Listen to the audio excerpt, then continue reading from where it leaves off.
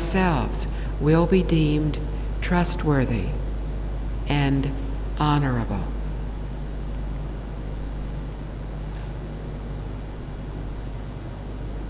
Dagavo's father, last words to him were that vengeance is not settled through vengeance. Vengeance is settled through non-vengeance. Seeking revenge never ends hatred, but enables it to grow. Dagavo explained that if he had sought revenge by killing the king's supporters would in turn seek revenge by killing him. Then his own supporters would retaliate by killing those of the king, and on and on and on. This cycle of killing would continue. If, however, the prince and the king spared each other's lives, the hatred would end then and there, for it had been allowed to die out. Hatred is a fire that, if left unchecked, will consume all those it touches. Adding fuel to a fire only increases it. Not supplying the fuel will cause the fire to gradually burn out. If we keep fueling the fire of anger and hatred with thoughts of self-justification and self-benefit, of bitterness and resentment, we will never let go of our anger. Eventually, it will consume and destroy us all. For those who are surrounded by fire will inevitably be burned.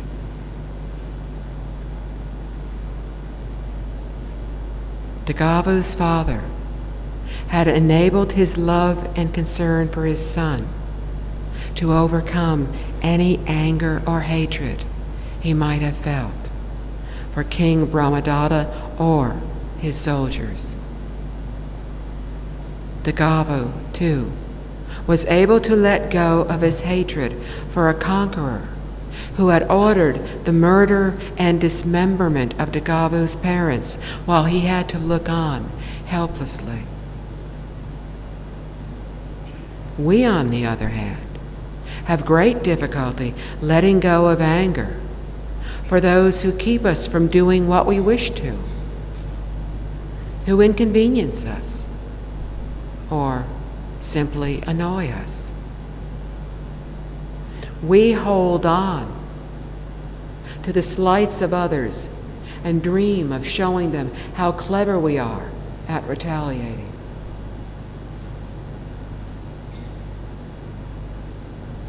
Do not, my dear Dagavo, be farsighted. Do not be nearsighted. Vengeance is settled through non-vengeance, never through vengeance. Do not wish for revenge. Be trustworthy, and do not readily break a friendship. End hatred and find peace by letting go of pain and bitterness. The few words spoken by Dagavo's father, despite their simplicity and gentleness, succeeded in touching a heart that had been overcome with sorrow and consumed with the wish to revenge, for vengeance, and thereby awakening the compassion and wisdom extant in that self-same heart. This very wisdom and compassion was what Dagavo awakened to. as the Buddha said. We should train ourselves so that our minds remain unaffected by pleasant or adverse circumstances, and our speech is always benevolent. Our mind should be without hatred. As we keep pervading the universe with a goodwill that is abundant, expansive, immeasurable, free from hostility, free from ill will. We should also keep pervading the universe with an awareness imbued with compassion, gratitude, and equanimity, all of which are also abundant, expansive, immeasurable, free from hostility and ill will. The Buddha spoke first of goodwill, which is a benevolent interest or concern.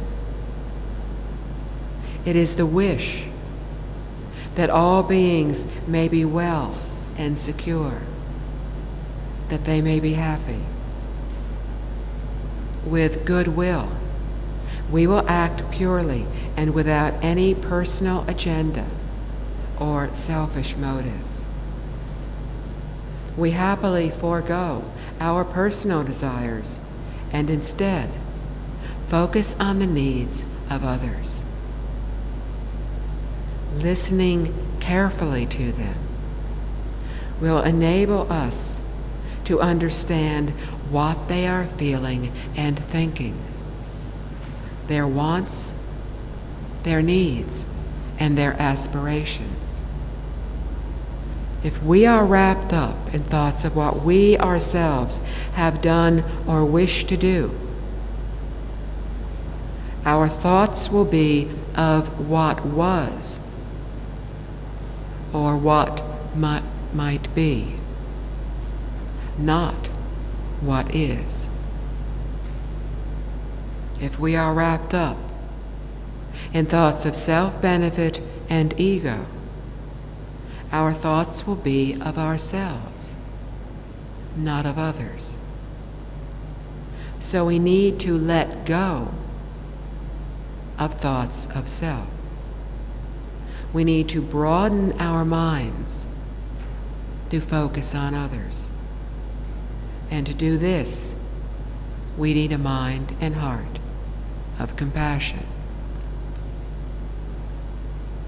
Compassion is the intention and ability to lessen and ultimately transform suffering.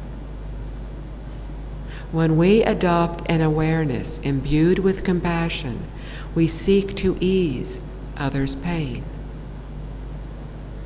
But in our wish to help, more often than not, we react emotionally and end up getting carried away by our feelings.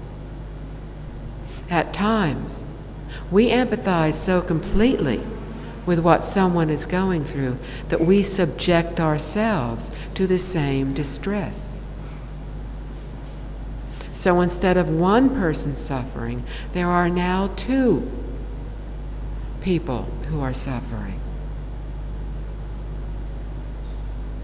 Instead of reacting emotionally, we need to learn to temper our compassion with wisdom.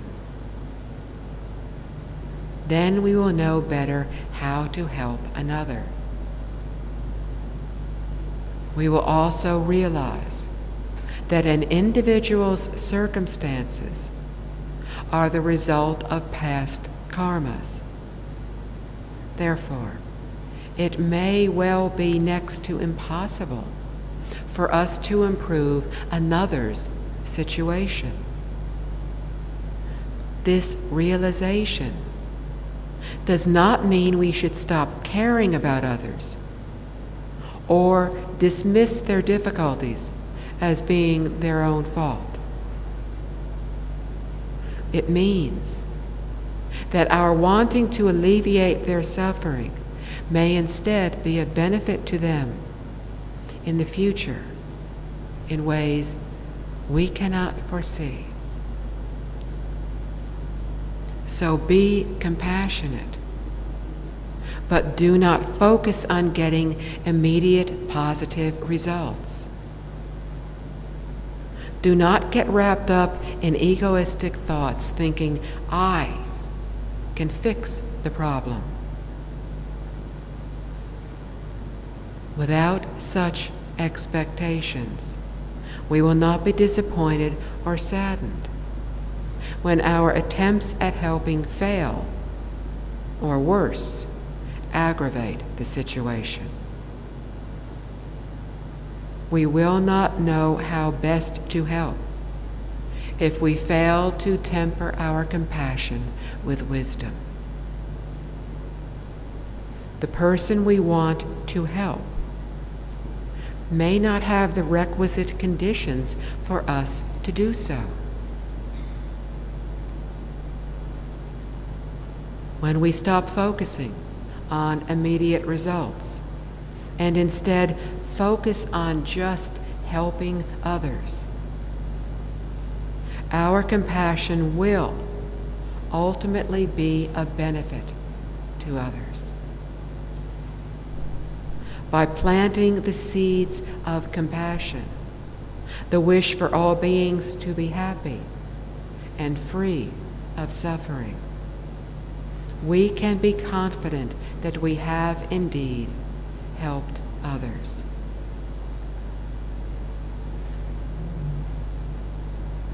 If we feel compassion, however, for only certain people, then our compassion is limited, and thus our ability to lessen suffering in the future will likewise be limited. But when our compassion for all beings is equal and unconditional, then our compassion will be immeasurable and impartial. When we accomplish this, we will pervade all directions with an awareness imbued with equanimity.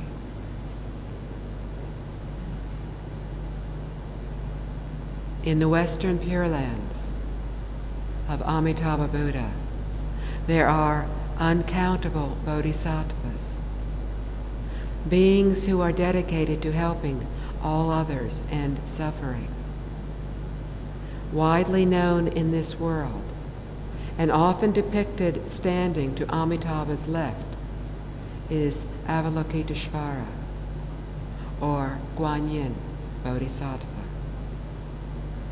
Avalokiteshvara is often translated as Great Compassion Bodhisattva, or she who hears the cries of the world. A very long time ago, Avalokiteshvara vowed that if she ever became disheartened in saving sentient beings, may her body shatter into 1,000 pieces.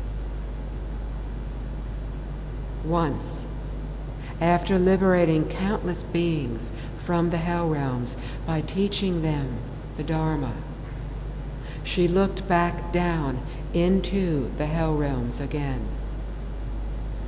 To her horror, she saw that the hell realms were quickly filling up again.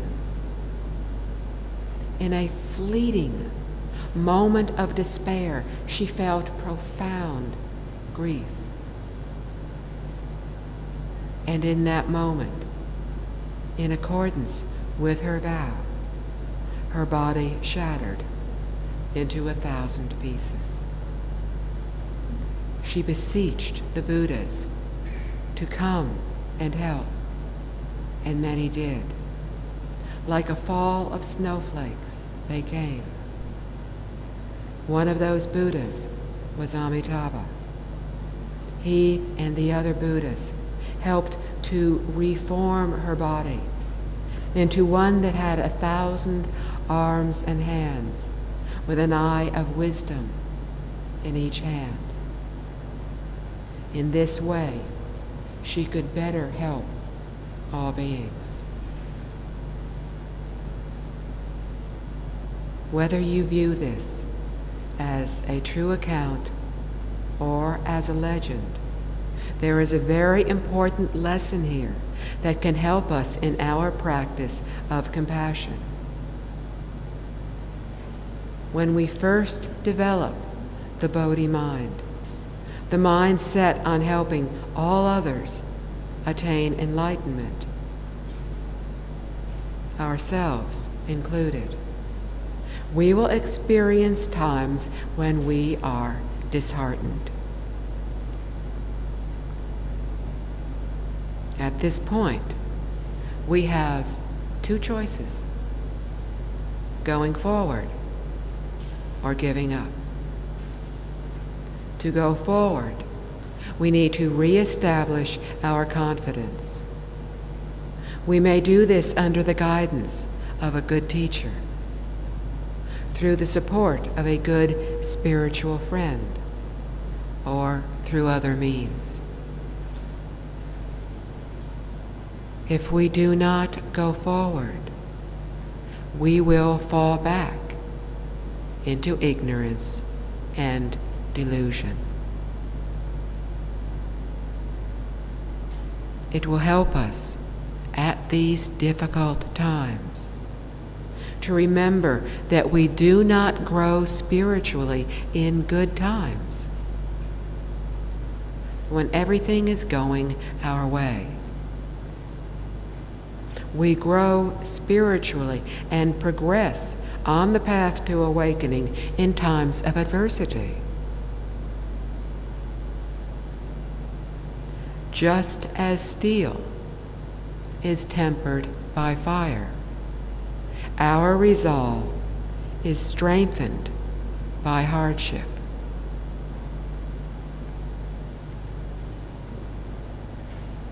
Avalokiteshvara was shattered in a fleeting moment of despair.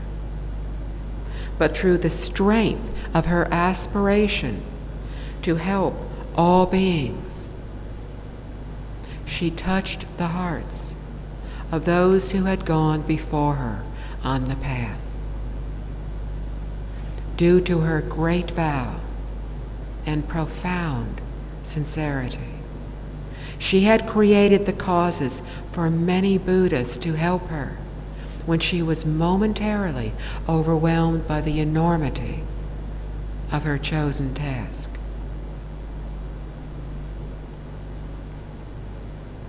We too will encounter obstacles.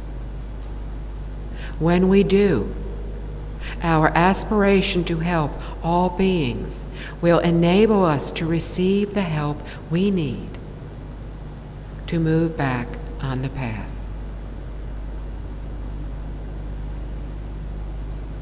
Due to the depth of her vow to help, Avalokiteshvara regarded all beings with equanimity. In this story I have just told, in addition to the hell realms, she also went to the ghost, human, demigod, heavenly realms, and animal realms, teaching all those who had the affinity to learn from her. Each being was equally important, and so she taught each one as best she could. She did not discriminate. She was not judgmental. She tirelessly and vigilantly listened for cries for help and found the beings who were suffering. She then taught them so they were able to advance on the path to awakening. With similar equanimity, we too will view everything equally and in a balanced way.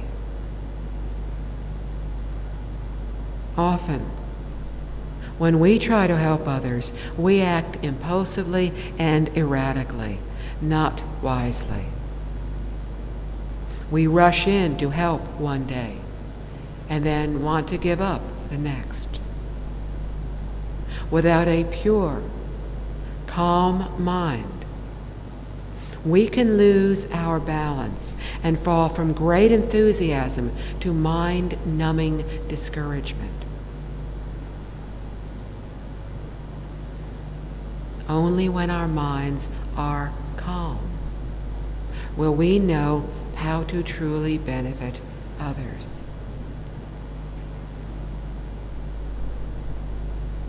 The Buddha told an account of how a father saved his children from a burning building. Some children were playing inside a very large old house. They were so engrossed in their play, they did not realize the house was on fire. Their father called out frantically for them to leave the house, but unable to hear him, they continued playing. Luckily, he had the presence of mind to call out to the children that outside the house there were newly arrived carts, something the children had been looking forward to.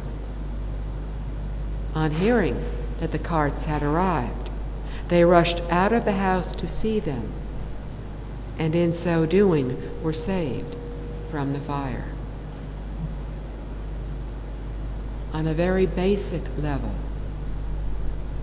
this story shows how by using our calm, clear mind, we can more effectively determine the best way to help others. By running into the house, the father would have perished in the fire along with his children. By remaining calm, he acted wisely and was able to save them.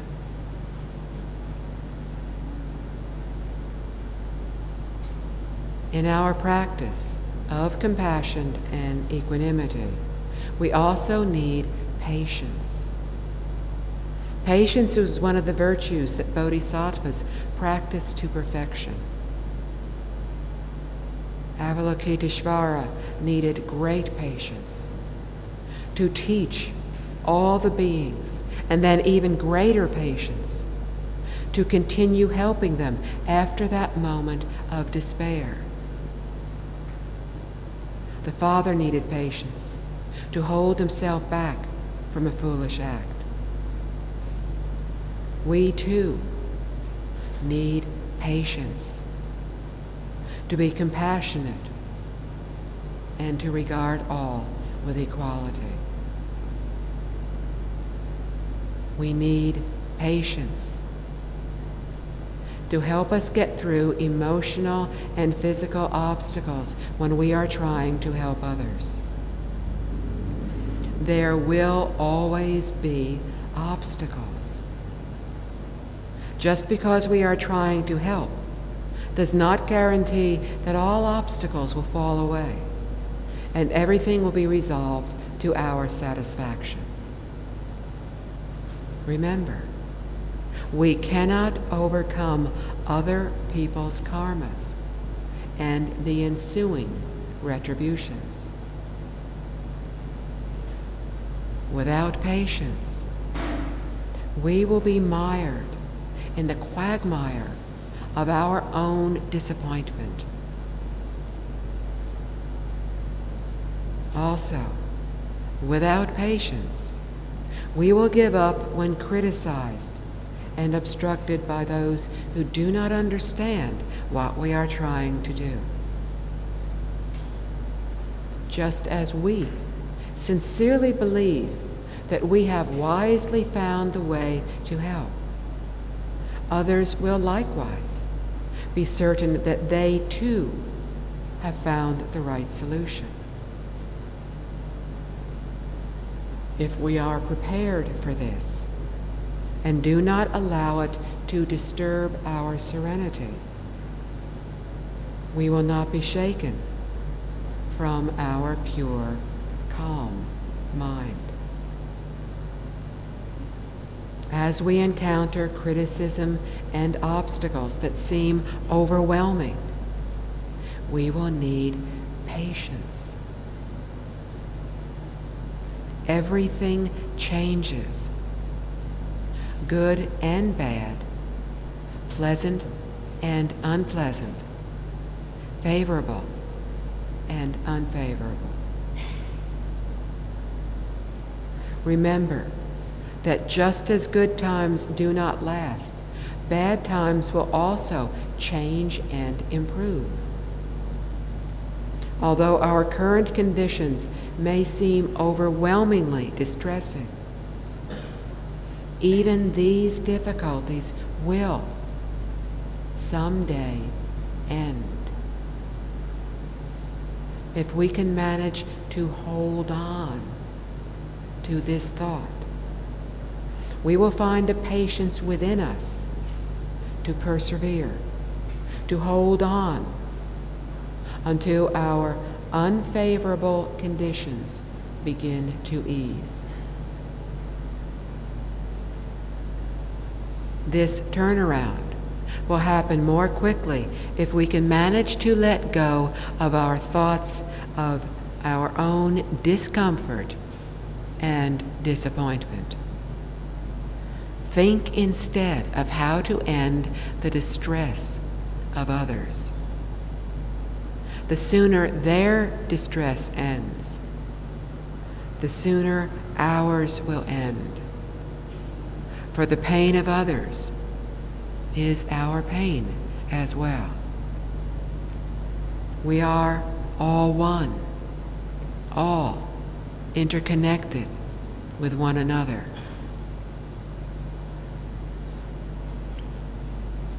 Do not get sidetracked by thinking that the concerns of another are trivial. For to that person, those concerns are all-consuming and very important.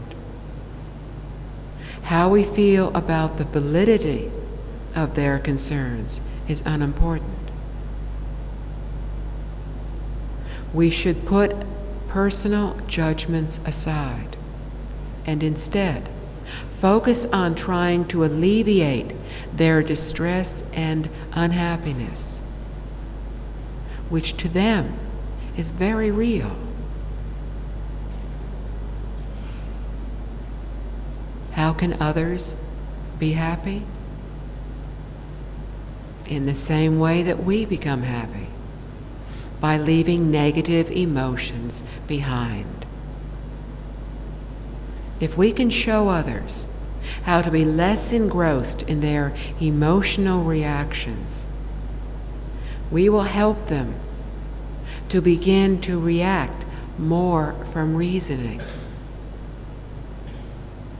If we can help them to see that the underlying causes of unhappiness are attachment and aversion, we will have helped end someone's pain.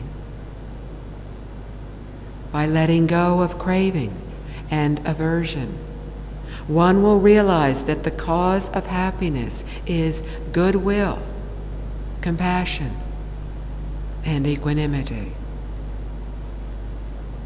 There are some things in life that we can change. It is our responsibility to try to alter them for the better. But sometime, we will not be able to effect any change. If we can move from our personal sense of sorrow or regret over not being able